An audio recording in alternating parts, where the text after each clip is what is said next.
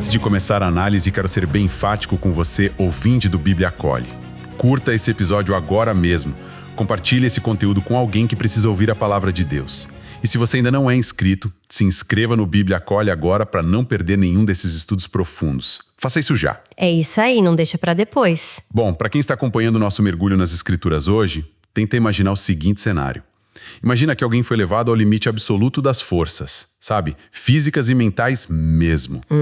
Aquele fundo do poço. Exato, fundo do poço. A pessoa foi humilhada publicamente, abandonada por todo mundo em quem confiava. E aí, no momento de maior desespero, morrendo de sede, as pessoas em volta não oferecem água. Elas dão o tipo ácido para beber. Nossa, é cruel demais. Muito cruel, parece até roteiro de filme de terror psicológico, não é? Mas a verdade é que essa é a espinha dorsal de uma das orações mais intensas que a gente tem na história. Com certeza. E a nossa missão hoje, neste estudo profundo, é mergulhar direto no fluxo dramático do Salmo 69. Mais especificamente, nós vamos dos versos 19 até o 36. Um trecho riquíssimo, né? E mais. A Bíblia apresenta aqui um retrato bem brutal, sem nenhum filtro, de um sofredor que atingiu o extremo. E a nossa ideia é observar a mecânica de como a Escritura retrata essa transição, que sai da mais profunda agonia e rejeição para ir para um louvor de proporções meio que cósmicas. É um prazer enorme estar aqui com você para essa análise. E sabe o que torna essa porção das Escrituras tão fascinante? O quê? É que a gente não tá lidando com uma teologia de laboratório, sabe? Aquela coisa fria. A Bíblia joga a gente no epicentro da dor de alguém que, assim, perdeu todas as camadas de proteção social. Todas elas. Sim, todas as emocionais também. E quando a gente analisa o texto bíblico como uma unidade literária contínua, ali do verso 19 ao 36, dá pra ver um mapa psicológico e espiritual claríssimo. É um arco narrativo, né? Exatamente. É um arco que começa na lama do desespero humano mais cru e termina numa visão gloriosa envolvendo até os céus e os mares. E o mais impressionante é que o texto bíblico não perde tempo. Ele já joga a gente direto nessa vulnerabilidade extrema ali nos versos 19 e 20. O salmista basicamente olha para Deus e diz assim: Tu conheces a minha afronta, a minha vergonha e o meu vexame.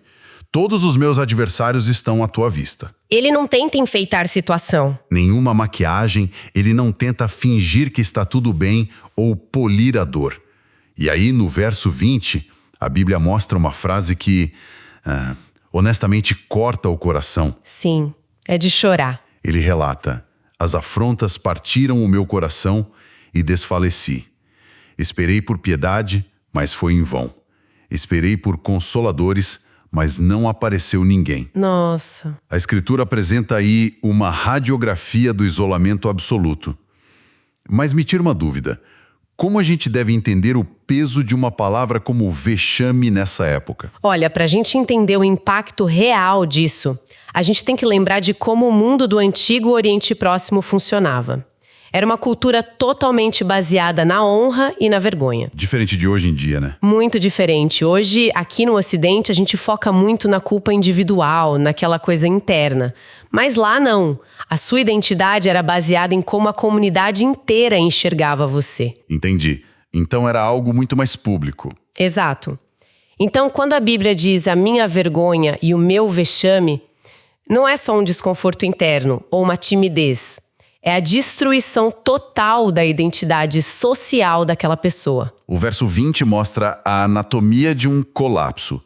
Quando ele diz que as afrontas partiram o coração, é porque o isolamento fere a alma e o corpo, sabe? E dói fisicamente mesmo. Dói. Mas o que choca de verdade no fluxo do texto bíblico é que a dor não para nessa rejeição passiva. A coisa avança para uma crueldade muito ativa. E é aí que o negócio fica assustador. Porque no verso 21, a dor que era social vira material. Física, né? A Bíblia diz: por alimento me deram fel e na minha sede me deram a beber vinagre. Ok, vamos desvendar isso. Esses detalhes do fel e do vinagre são muito específicos. Como isso se conecta com o quadro geral das Escrituras? Essa conexão é brilhante. E inevitável, né? Porque a Escritura apresenta um paralelo profético aqui. A mecânica dessa crueldade é terrível. Quando lemos os evangelhos, tipo Mateus 27 ou João 19, a gente vê que essa passagem aponta diretamente para o sofrimento de Cristo na cruz. É impossível não lembrar disso. Sim, o Messias também foi cercado por adversários, zombando dele, também teve o coração esmagado, também procurou consolo no Getsêmani na cruz e não achou ninguém. E, aliás, literalmente recebeu fel e vinagre quando disse que tinha sede. Nossa, o paralelo é exato. Completamente. Isso ilumina o Salmo 69 de um jeito espetacular, porque a dor desse salmista lá atrás já antecipava a experiência do Filho de Deus encarnado, que absorveria toda essa hostilidade. E assim, voltando para o texto do Salmo, a gente percebe como a natureza humana, sem estar redimida, não acolhe o sofredor. Pelo contrário. Ela quer agravar a dor, né? Em vez de dar água da vinagre. Exato. O vinagre em uma pessoa desidratada queima, ele machuca. É uma zombaria. E isso traz uma profundidade gigantesca para o texto. Mas mantendo o nosso foco no fluxo literário desse trecho do Salmo. Psicologicamente falando, quando uma pessoa é levada a esse limite de beber vinagre, de humilhação, ou ela desiste de viver, ou ela explode. E a transição ali, a partir do verso 22, é exatamente uma explosão. E que explosão! Pois é, o texto bíblico muda de um jeito drástico. A Bíblia passa a descrever uns pedidos muito severos. O salmista pede que a mesa dos inimigos se torne um laço, no verso 22. No 23, que os olhos deles escurreçam. No 25, que as moradas fiquem desertas. E tudo isso meio que culmina no verso 28. Ele pede que os inimigos sejam riscados do livro dos vivos. É bem intenso. Aqui é onde fica realmente interessante, mas também desafiador. Isso soa duro.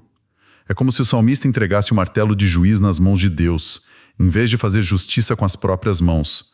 Como o leitor da Bíblia deve acolher essas palavras de ira? Essa pergunta é crucial e acho que é a parte mais difícil desse estudo, porque exige muito discernimento da nossa parte.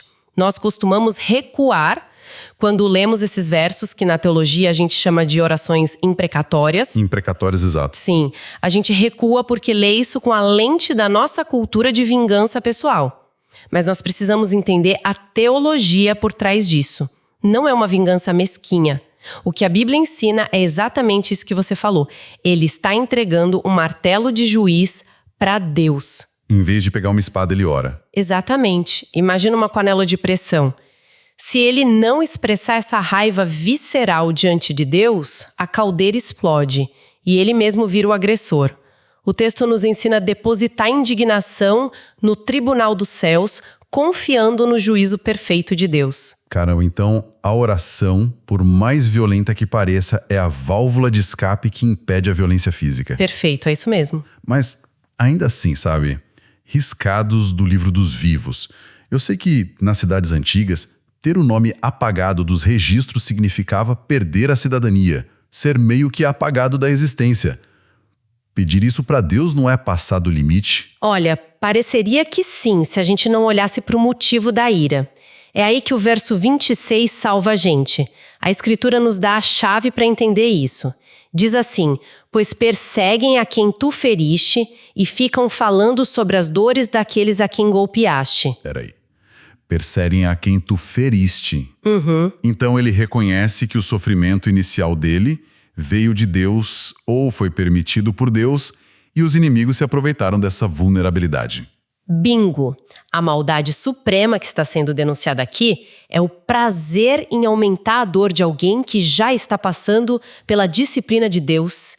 É colocar mais dor na dor, sabe? É pura crueldade gratuita. Nossa, isso é covardia pura. Exato, covardia. Então o salmista está clamando ao Deus moral. Diante de injustiças atrozes, a Bíblia ensina que rasgar o coração e pedir justiça divina não é pecado, mas um ato profundo de confiança de que Deus vai agir com justiça. Entendi. Isso muda muito a nossa visão. Quer dizer que a Bíblia mostra que a gente não precisa colocar uma máscara de super crente para orar? De jeito nenhum. Pode ser transparente. Se o coração está cheio de indignação, joga isso para Deus. E é muito louco ver como essa psicologia funciona na prática ali no texto.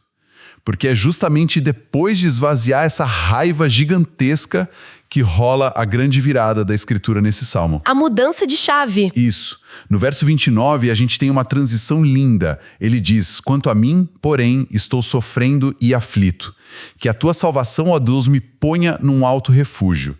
E aí, do nada, a partir do verso 30, a atmosfera vai do desespero para um cântico de gratidão. É imediato. Ele diz: louvarei com cânticos o nome de Deus, quero exaltá-lo com ações de graças. Então, o que tudo isso significa? O salmista diz no verso 31 que louvar e exaltar a Deus com ações de graças é mais agradável ao Senhor do que sacrificar um novilho com chifres e cascos. O louvor sincero supera o mero ritual. E essa parte dos chifres e cascos é um detalhe muito importante, viu? Porque ele especifica tanto o animal assim. O que isso tem a ver com louvor? É que no sistema da época, um novilho com chifres e cascos significava um animal adulto, no auge. Ou seja, era um animal caríssimo. Era um investimento financeiro enorme para quem fosse ofertar. Ah, não era qualquer bezerrinho, era o sacrifício premium. Premium. O sacrifício material perfeito era a base daquele sistema. Mas o que o texto bíblico evidencia aqui é uma quebra de paradigma sensacional. A Bíblia ensina que a mecânica religiosa, por mais cara e chique que seja, não substitui um coração genuíno. Uau! Então é como se Deus dissesse que não se impressiona com liturgia cara. Exato. O louvor que vem de um coração contrito e grato vale muito mais do que o boi mais caro que alguém pudesse levar para o templo. Ele entregou a raiva, encontrou refúgio em Deus e agora só consegue louvar. Incrível. É trocar o ritual pela rendição sincera. E o mais bonito é que isso não fica só ali, preso no quarto do salmista. O negócio tem um impacto na comunidade toda. Transborda, né? Transborda. Nos versos 32 e 33, a Bíblia diz que os aflitos vejam isso e se alegrem. Quanto a vocês que buscam a Deus, que o seu coração se reanime. Pensa na ironia. Aquele cara lá do verso 20, que não tinha um único consolador, agora virou a fonte de consolo para todo mundo. Olha que maravilha essa inversão. A Bíblia diz ali que quando os aflitos veem a restauração desse sofredor, eles se animam. Porque, como diz o verso 33, o Senhor não despreza os seus prisioneiros. É como se o livramento de um fosse o remédio para a esperança de todos os outros aflitos em volta. Perfeito. A dor dele foi reciclada por Deus. E quando a comunidade vê que Deus tira alguém do fundo desse lamaçal e transforma a vida dele, a esperança volta para todo mundo que estava desacreditado. Nossa, eu fico arrepiado com isso. Mas olha, a visão não para aí, na rodinha de amigos ou na comunidade local. Nos versos finais, do 34 ao 36, a parada expande num nível quase cinematográfico. É a promessa escatológica que a gente chama. Sim, o louvor sai do indivíduo, passa pela comunidade e no verso 34 o texto bíblico convoca os céus, a terra, os mares e tudo o que neles se move. É uma expansão cósmica. Muito louco. A voz humana não dá mais conta do recado, precisa do universo inteiro. E aí, de repente, o texto destrincha isso nos versos 35 e 36. A Escritura apresenta uma promessa bem física. A salvação de Sião e a edificação das cidades de Judá. É muito intencional essa descida para a realidade. O sofrimento grave tende a deixar a gente com visão curta. A gente só vê a nossa dor. Mas quando Deus liberta, a visão abre para o cosmos. Só que o Deus da Bíblia não é abstrato. Ele atua na matéria, na história. Daí as cidades de Judá. Exato. Falar da cidade significa que a restauração divina produz algo tangível. O cara começou no exílio social completo e agora a Bíblia aponta para cidades habitadas e construídas, uma garantia de segurança. Cara, que trajetória literária maravilhosa. Se a gente for amarrar isso com o verso 36, ele fala da descendência. A descendência dos servos de Deus herdará a terra e os que amam o seu nome habitarão nela. Vai passar de geração em geração. Nós começamos no verso 19 com um cara solitário no lamaçal, humilhado, sem futuro, bebendo vinagre. E terminamos no 36 com cidades seguras, posse de terra e gerações vivendo em paz. A Escritura prova que o caos nunca é a palavra final de Deus. Nunca é.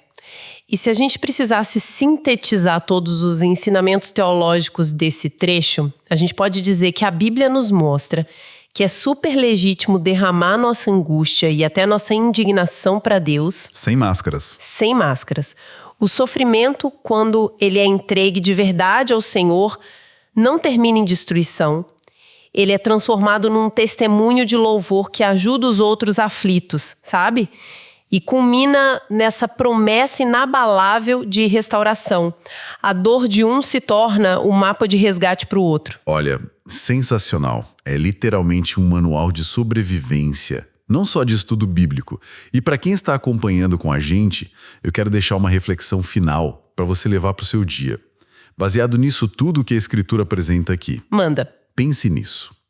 O mesmo lugar onde você se sente mais abandonado, sem ninguém para consolar, como a gente viu lá no verso 20. Esse lugar pode ser exatamente o palco onde Deus vai forjar um cântico de gratidão tão poderoso que reanimará o coração de gerações futuras, como diz o verso 32. Sabe, a dor de hoje pode ser o consolo de amanhã. O Jesus que bebeu o vinagre na cruz suportou a humilhação para que a gente tivesse segurança eterna. A sua pior fase pode ser apenas a tinta com a qual Deus vai escrever o maior testemunho da sua vida. Amém, é uma esperança real. E agora repito com a mesma ênfase.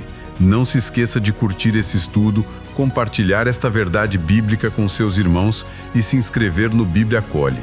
Isso fortalece este ministério e nos ajuda a levar a palavra ainda mais longe. Faça isso agora mesmo.